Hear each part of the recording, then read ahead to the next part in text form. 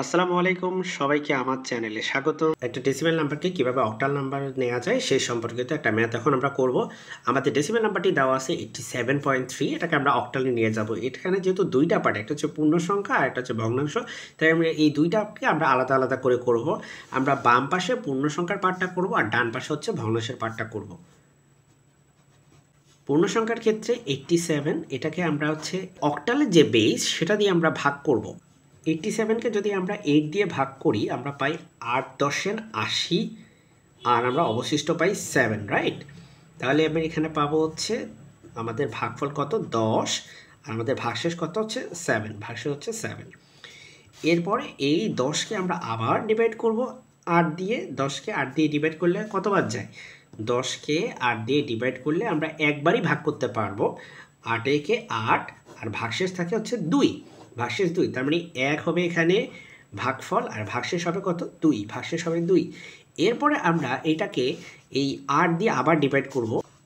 তাহলে 8 দিয়ে 1কে যদি আমরা ডিভাইড করি, অবশ্যই 8 দিয়ে 1কে ভাগ করা যায় না, তাহলে আমাদের ভাগফল হবে 0, আর 0-র সাথে 8 গুণ করলে হয় 0, তার মানে আমাদের ভাগশেষ কিন্তু 1 হয়ে যাবে। তার মানে 8 দিয়ে 1কে ভাগ করলে ভাগফল হচ্ছে 0, কিন্তু ভাগশেষ হচ্ছে 1। তা আমরা জানি যে পূর্ণ সংখ্যার ক্ষেত্রে নিচ থেকে উপরের দিকে হচ্ছে মোস্ট সিগনিফিকেন্ট বিট থেকে লিস্ট সিগনিফিকেন্ট বিটের দিকে আমরা যাই। তার মানে আমাদের 87 যেটা হচ্ছে আমাদের ডেসিমাল নাম্বার, সেটার অক্টাল হবে 127। নিচ থেকে আমরা উপর দিকে যাব 127, এটা হচ্ছে আমাদের অক্টাল নাম্বার। চলেন এবার আমরা ভগ্নাংশের জন্য করি। 0.3কে আমরা প্রথমে 8 দিয়ে গুণ করব। তাহলে পূর্ণ সংখ্যার ক্ষেত্রে যেভাবে ভাগ করতে হয় 8 দিয়ে, ভগ্নাংশের ক্ষেত্রে একই রকমভাবে আমরা গুণ করব, উল্টা প্রসেস। এখানে আমরা এখানে দেখতে পাচ্ছি যে 3 8 হচ্ছে কত, 24, 3 8 হচ্ছে 24। এখানে 24-এর এই দশমিকটা হচ্ছে এক ঘর বামে আছে, তার মানে এখানে একটা দশমিক দিতে হবে। তাহলে আমরা একটা কাজ করি, আমরা এই যে 2, এটাকে একটু দূরে লিখি, এই পূর্ণ সংখ্যার পার্টগুলোকে আমরা একটু দূরে লিখব। তাহলে এখানে আমরা লিখবো হচ্ছে পূর্ণ সংখ্যার পার্টগুলো, মূলত যেটা হচ্ছে আমাদের অ্যান্সার হবে আর কি, এই পূর্ণ সংখ্যাগুলো। আর আমাদের টার্গেট হচ্ছে এই পাশে এই দশমিকগুলোকে এটাকে সামহাও 0 বানানো। দেন আমরা এটাকে আবার 8 দিয়ে গুণ করব। 4 এটা হচ্ছে 32, 32-এ হচ্ছে 3, আর এখানে হচ্ছে 2 হবে। আর এই যে দশমিক হচ্ছে এক ঘর বামে আছে, তাহলে এখানে 32-এ কত হবে, 3.2। তাহলে 32, 4টা 32, কিন্তু আসলে 0.4 গুণ করলে হয়ে যায় 3.2। এখানে 3 হচ্ছে পূর্ণ সংখ্যা আর এটা হচ্ছে ভগ্নাংশ সংখ্যা। এবার এটার সাথে আবার 8 দিয়ে গুণ করব। 8 দিয়ে গুণ করলে 8 দুগুণে 16, কিন্তু একটা দশমিক আপনার বামে আছে, তার মানে হচ্ছে 1.6 হবে। 16 না হয়ে হবে কত, 1.6। 1.6-এর 1 আর 0.6 হচ্ছে এদিকে হবে।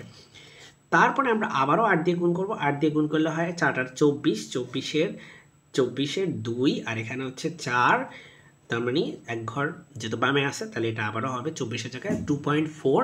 তাহলে 0.4 কিন্তু আমাদের কি, ভগ্নাংশ। তা আমরা দেখতে পাচ্ছি যে 0.4 আগেও আমাদের একবার ছিল, আবার আমরা 0.4 পাইছি। আমরা যদি এই গুণটা আবার কন্টিনিউ করি, আমাদের কিন্তু এই রেজাল্টই আলটিমেটলি আসবে। তার মানে আমরা কিন্তু আবারও একটা রিওয়াকারিং সিচুয়েশনে পড়ে গেলাম, যেখানে অ্যান্সার বারবার ঘুরে ফিরে সেম আসবে।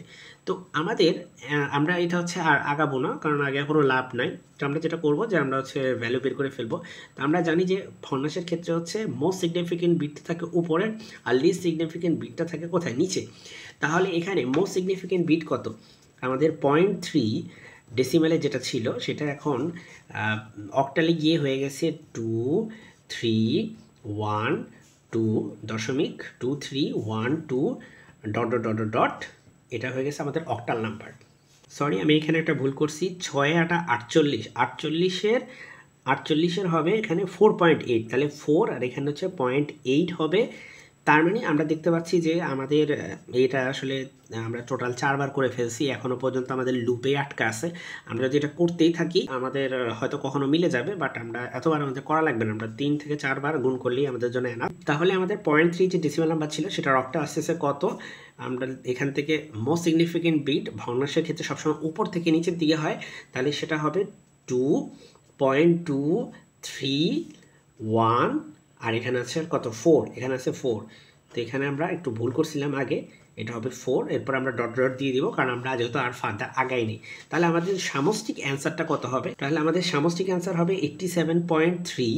এই সংখ্যাটার সামষ্টিক অ্যান্সার হচ্ছে 127 পয়েন্ট, আর এখান থেকে আমরা কত পাবো, 0.2314...